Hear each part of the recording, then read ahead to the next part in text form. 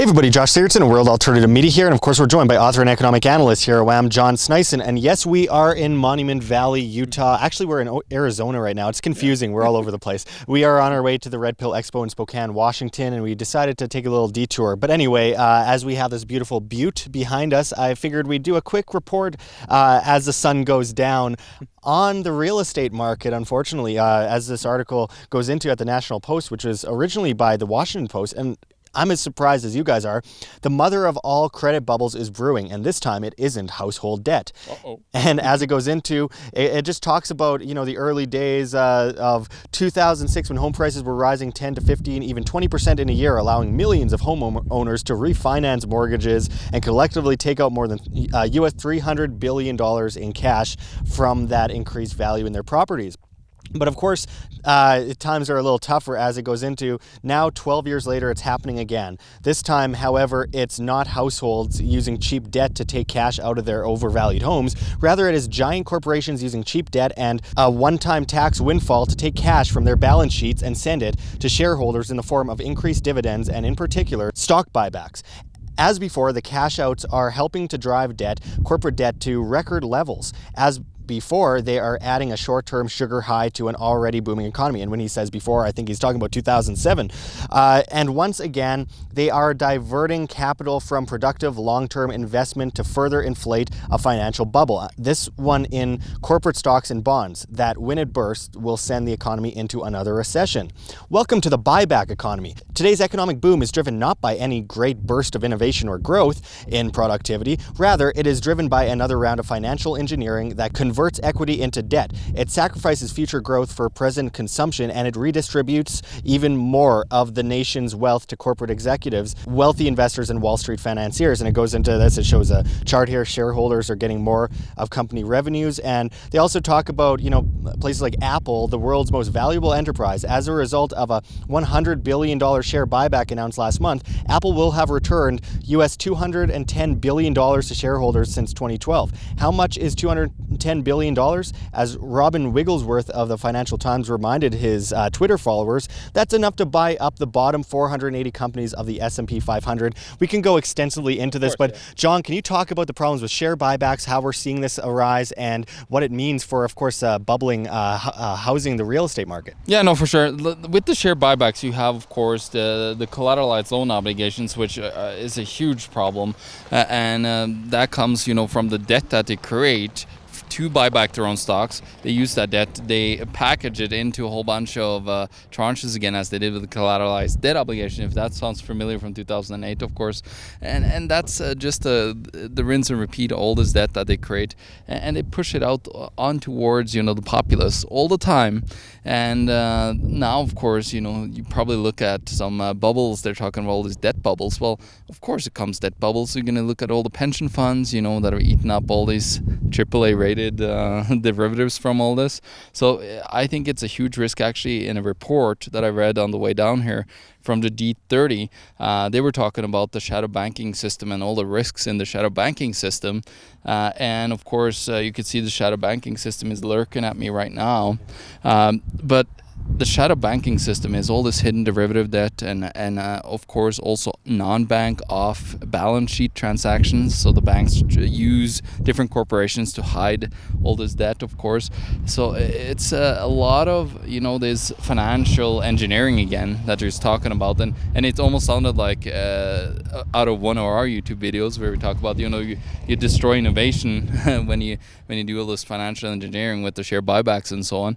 So of course that's the number one thing that happens is you completely destroy the real economy, the free market, and there's nothing left of it. There's just minor remnants that's left of the free market, and there's nothing left other than the corporate fascist state that are just running on manipulating the system to try to benefit the shareholders in this case, which is, of course, now they're buying back their own stocks, so they're getting more money. Yeah, but it creates a bubble, of course, and you went into collateralized debt obligations, which of course is just packages together. Loan, it's the same thing. That's a funny part, is that they just change the name, give it a different hat, but of course it's just compiling a whole bunch of say, bad mortgages, say 97 of them, and then putting in 3 good ones and then rating them AAA by the top 3, which is insane.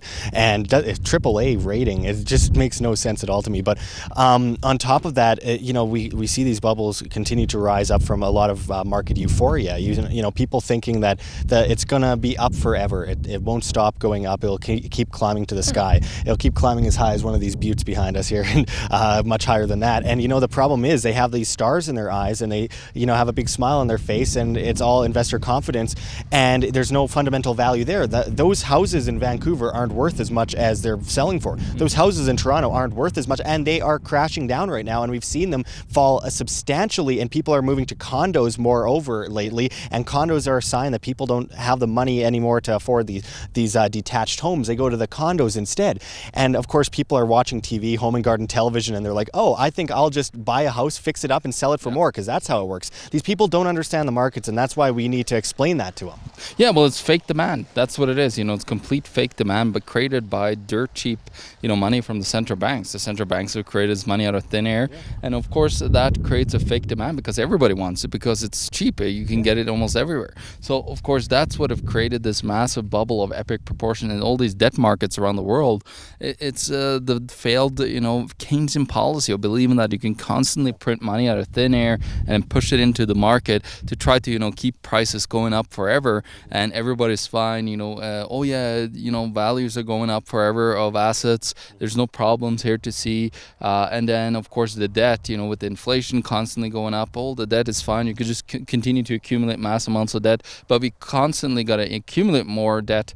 And then that's the problem, because it's a death cycle. You got to constantly renew it with more and more debt to pay off that interest that doesn't exist in any supply, either M3 or M0, whatever money supply you're looking at. So they just have created a substantial bubble of any epic proportions, and I don't know, it's just a complete destruction of any remnants of any free market that they're talking about. And as you went into fiat, all fiat currencies eventually revert to their true value of zero. They always have, they always will, going back to 1024 AD in China, and this time won't be any different. And of course, we're selling you the truth right now with beauty, kind of like a woman in a bikini. We got to get one of those, by the way. But it's really important that we go over some of these issues and explain them to people, because people are losing a lot of money. Their lives will be ruined. We're seeing what's happening with the pension bubbles, Ponzi scheme completely, and a shortfall of potentially as much as $400 trillion by the year 2150. So I think it's really important that we explain, and it's going to happen before then. But anyway, I appreciate you going into this with us, John. We are going to the Red Pill Expo in Spokane, Washington. We hope to see some of you there, and we're here in one of John Wayne's favorite spots. It makes sense to talk about the free markets over here. A lot of you would understand. Free market. There's no government innovation right here. Yeah, absolutely. Innovation, quote unquote. Anyway, thanks for going into this with us, and of course, be self-sustainable, folks. Rule yourself, understand this stuff, educate yourself, do your own due diligence, and we'll be back at you with much more. This is Josh Sigurdson and John Sneisen signing out from World Alternative Media. Find the truth, be the change.